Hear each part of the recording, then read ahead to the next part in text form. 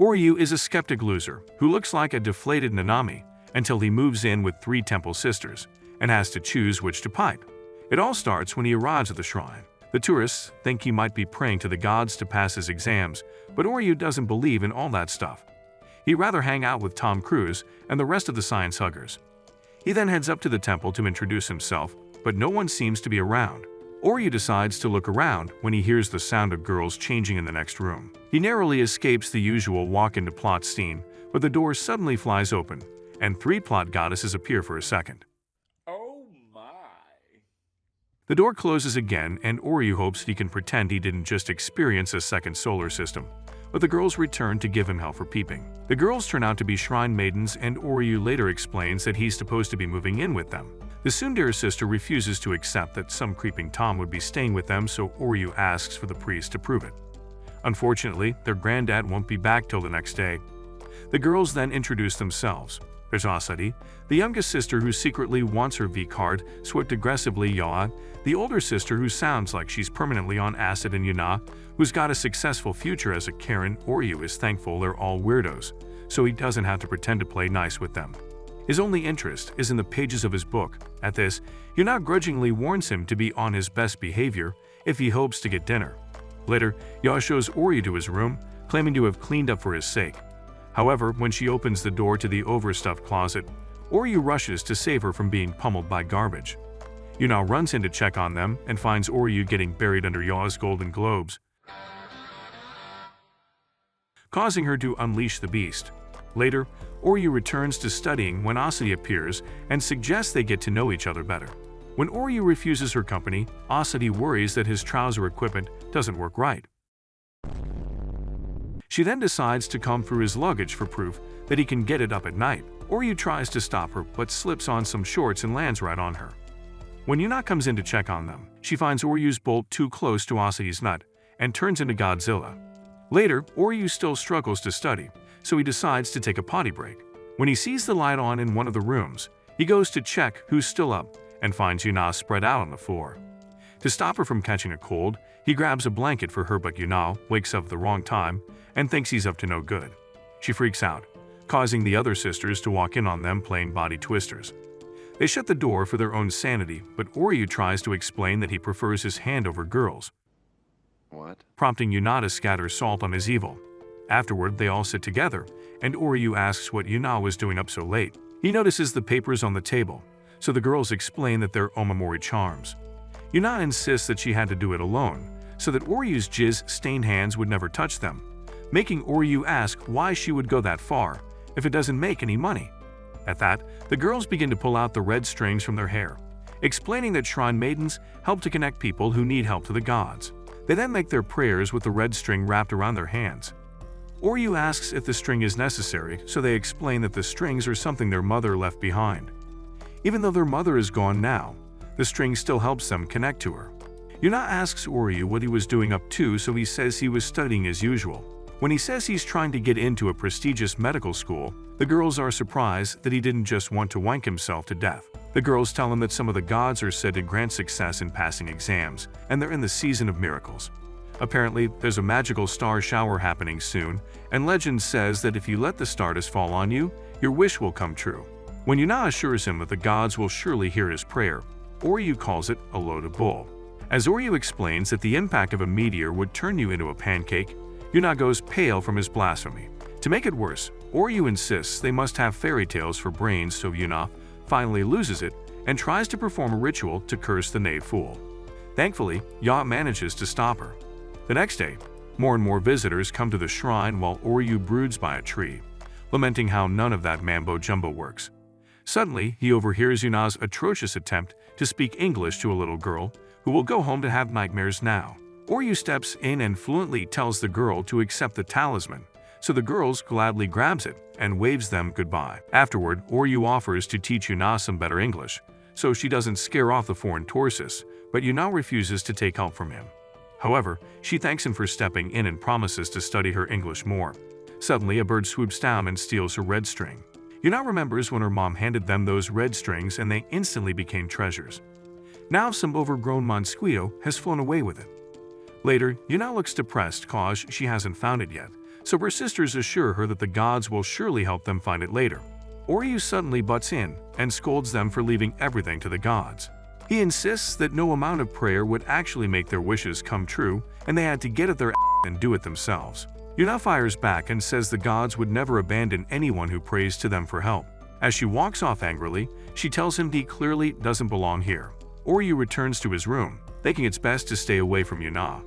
However, when the girls go to check on him, they find he's no longer there. Yuna immediately freaks out, and they end up wondering how they can make the two of them get along. Unfortunately, Asadi was too busy searching for any of Oryu's jizz materials to listen to Ya's worries. Suddenly, Ya notices a picture of Oryu and his mom, and Asadi reminds her of what their grandpa told them. Apparently, Oryu had lost his mom when he was young and ended up in an orphanage. They figure that he probably prayed to the gods back then, but got a divine middle finger in return. That's why he doesn't believe in the gods anymore. Asadi then assures Ya that Yuna and Oryu are more alike than they think, while Yuna eavesdrops on them. Meanwhile, Oryu searches all the birds' nests he can find for Yuna's red string. After failing, he decides to try again in the morning, but then he remembers the girls praying and decides to try it out. At the same time, Yuna searches everywhere for Oryu when she finds him praying for her to find her treasure. Yuna joins him and commends him on his prayer, so Oryu apologizes for being an asshat earlier. Yuna apologizes too, and when she sees his dirty hands, she tells him that since he has a little respect for the gods, he can live at the shrine. Just then, the girls show up, relieved to find them, though Asadi is convinced they were secretly taboo humping. They head back to the house together and agree that if a miracle happens, they'll be able to find the red string. At that moment, Oryu is shocked to see the magical star shower occur, so they all stare at it surprised. However, Oryu realizes it's just a meteor shower in cherry blossoms, falling at the exact same time. So much for miracles. The girls wonder how long the stick-up his is and ask if the sight in front of him isn't as beautiful as a miracle. Oryu finally agrees, and while they're talking, Yuna's red strings gets removed from a bird's nest and falls on top of her. The next day, the priest Chidori finally arrives, so the girls tell him everything was fine in his absence. Chidori then welcomes Oryu and explains that once he gets married, he'll take over the role of being priest. When Oryu asks what the hell is talking about, the geezer tells him he'll get to wed and bed one of his granddaughters. Oryu immediately objects and says he only planned on being a freeloader. He adds that he wants to be a doctor, not a priest, but Chidori assures him that being a priest is flexible, so he can work 2 jobs. The girls also object, but when Chidori ignores them, Oryu insists that he won't go through with it.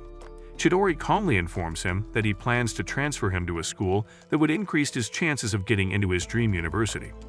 Upon hearing this, Oryu begs him to forgive his insolence and asks how many grandkids he wants. Chidori laughs as he walks away, while Oryu plans to find a way to escape any pesky wedding bells. Later, the girls hold an anti-Oryu meeting led by Yuna, who thinks the old man must have dementia.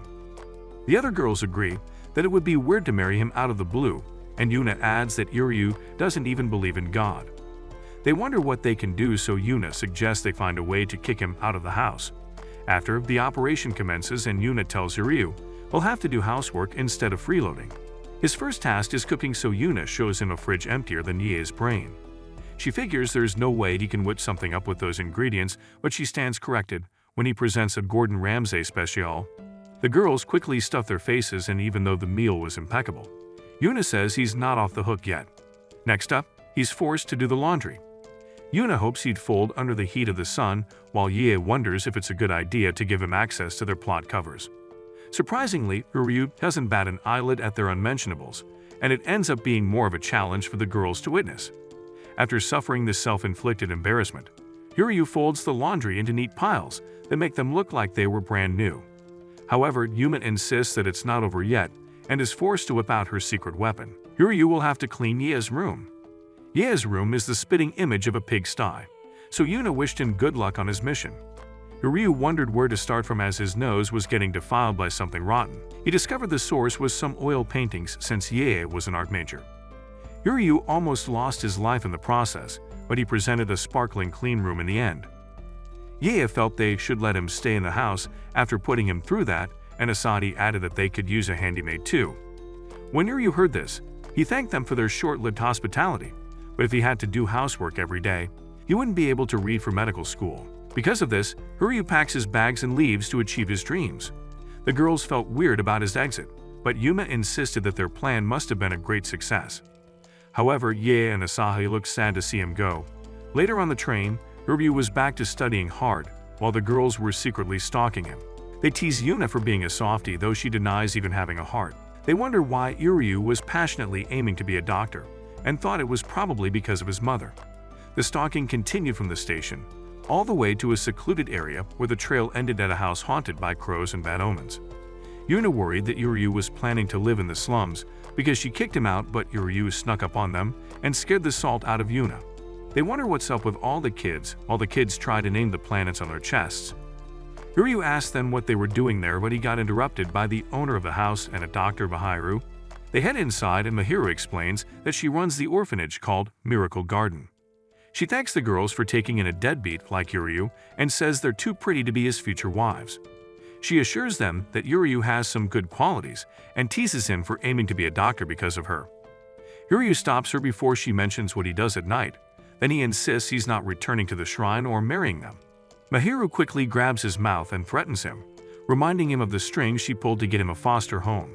After, the kids run up to Uryu to show him their paper cranes, and when Uryu looks surprised, another girl named Shireti pops out. Uryu wonders what she's doing there, but she says she was just visiting. The girls wonder who she is, so Uryu explains that she's a childhood friend that used to live there too. Asadi bets Uryu's the reason she dresses like a boy, but Yuna tells her to cut it out. One of the kids shows his paper crane to the girls and says it's for his mom.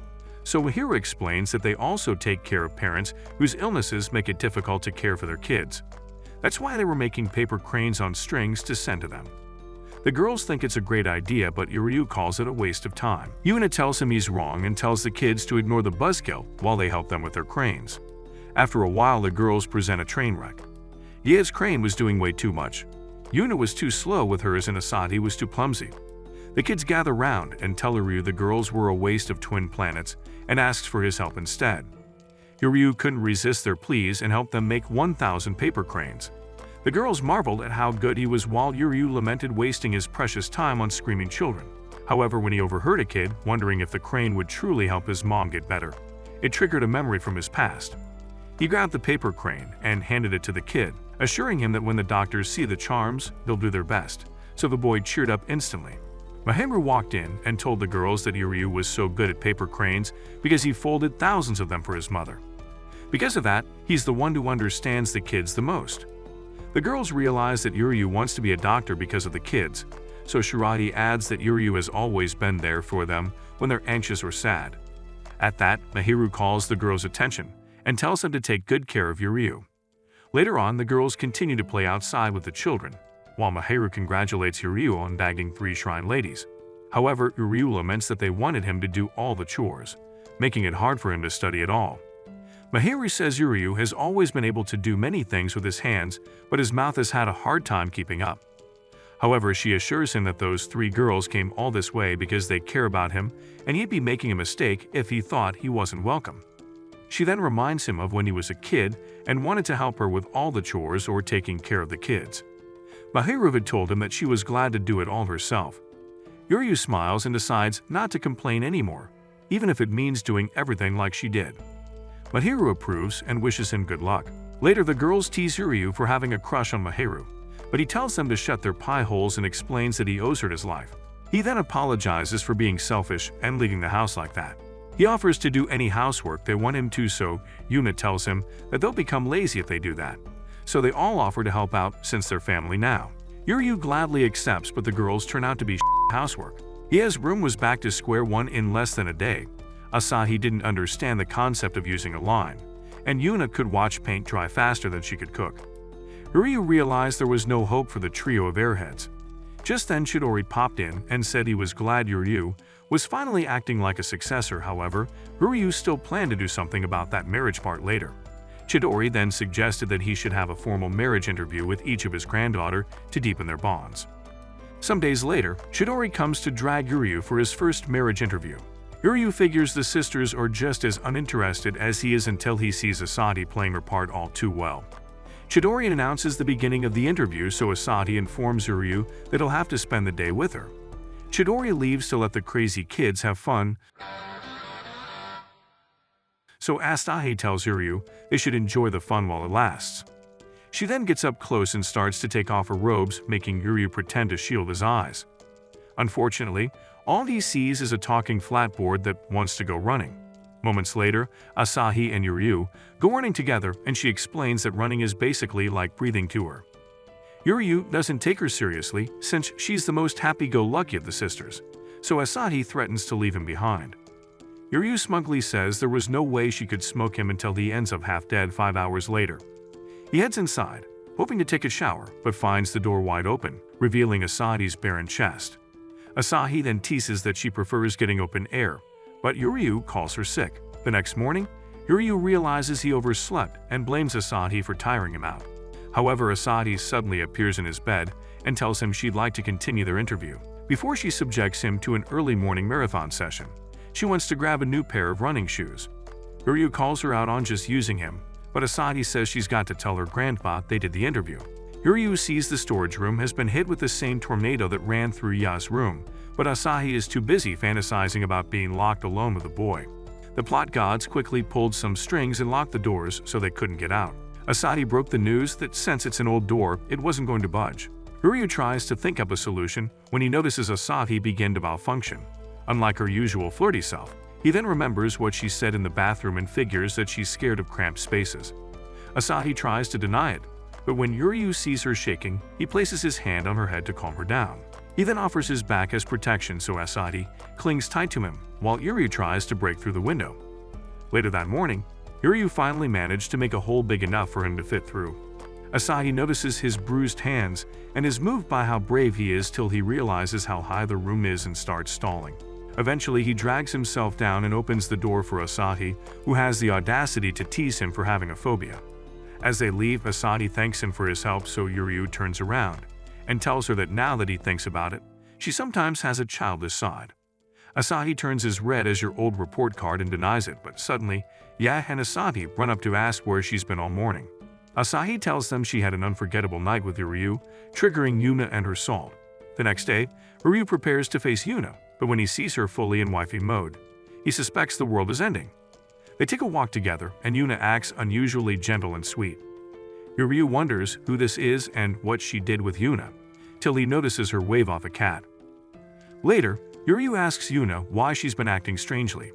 Suddenly, Yuna pushes him down and tries to come onto him, but Yuryu pushes her back, insisting that he didn't want to make crack babies. Yuna finally returns to her bossy self and explains that she's only doing this for the sake of the shrine. She then leaves to pick flowers while the other girls say that was downright hard to watch. Later, Yuryu tries to ask the girls why Yuna is doing way too much if she really hates him.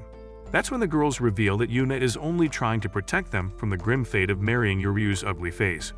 Apparently, she's always been like that, so Yuryu asks the girls what Yuna likes. Later, Yuryu tells Yuna to get changed so they can continue the rest of their interview. He then takes her to a cat cafe, and though she tries to deny being a closeted cat lady, she can't stop herself from making goo-goo noises at it. She suddenly suggests they leave, but when Yuryu reminds her they just arrived, she says she can't afford to be lazy. Yuryu tells her that the girls are worried that she's been overworking herself for the shrine, but Yuna insists that it's her mission. Yuryu can relate to her, but he reminds her that her sisters also matter, so she should treat her downtime as part of her mission too. Yuryu offers to forget his studies and play with cats for the rest of the day, so Yuna also lightens up and starts having fun with her kitty. Later, Yuna says she needs to take her sisters there sometime, and Yuryu agrees that it's pretty addictive. Yuna then tosses a doll to him and thanks him for getting her out of her to relax. When Yuna acts unusually sweet and calm, Yuryu asks if she has a brain parasite, making Yuna default to factory settings and toss salt at him. The next day, Yuryu waits for his last interview with Yae, but when she takes her sweet time, he barges upstairs to ask why. He accidentally walks in on her changing and nosebleeds his way out. However, when he asks what's taking so long, she assures him she'll be out in a second. A week passes and Yuryu returns prepared to barge in on her, but he finds that she's gone already. When he asks the girls, they have no idea where she went, and when Yuna starts to panic, Yuryu tries to figure out where he could have gone. Later, Yuryu finds Yae drawing at the Inari shrine and asks her what she's doing. When Nae asks how he found her, he tells her the creepy fox drawing kind of tipped him off. He then insists on knowing the reason why she ditched the interview, so Yae asks if he really has a crush on her. When he tells her to cut it out, She says it's a secret and assures him we'll probably find out soon enough. Ye suggests they do the interview at the shrine instead, so they go around taking pictures and acting like total tourists. Once the interview is over, Yadi hands him a charm to ward off evil as a token of her apology. As they walk off, Haru wonders if there's more to Yahi than being an airhead, but then she suddenly asks who he's chosen to marry. Ya lists Yuna and Asahi's good sides, but for her, she's got something a lot more soft and bouncy to offer. Yuryu gets flustered and accidentally steps off the staircase, causing him to fall backward. His life starts to flash before his eyes until he sees memories he doesn't recognize, hinting that he'll marry all three sisters. He then wakes up and sees it was all a dream. Comment: I'd marry all three if you want a part 4. And if you like anime recaps like this, then watch this video right here.